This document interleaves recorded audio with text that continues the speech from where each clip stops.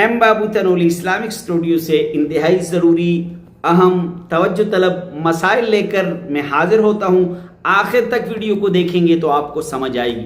आज का मसला है कि एक शख्स माजूर है, माजूर शख्स है, वो हज के लिए आता है, उम्रे के लिए आता है।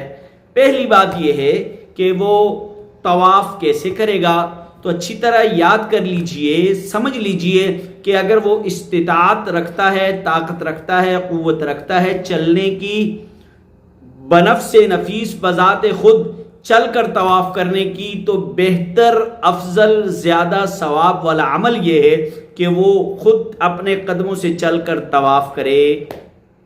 अगर वो ताकत नहीं रखता, माजूर है, चल नहीं सकता, तो फिर उसके लिए दीगर जो सहूलियात हैं, व्हील चेयर इस्तेमाल की जा सकती है, और जो सहूलियात हैं, इलेक्ट्रिक गाड़ियां हैं, उनके ऊपर वो तवाफ़ कर सकता है। और दूसरी बात कि आया अब जब इसने तवाफ़ कर लिया, जो दोगाना नफल होते हैं वो कैसे पढ़ेगा, तो वो जैसे बाकी नमाजें पढ़ता है, अगर बाकी नमाजें बैठकर पढ़ता है तो ये भी बैठकर पढ़े, अगर बाकी नमाजें खड़े होकर पढ़ता है तो ये भी खड़े होकर पढ़े।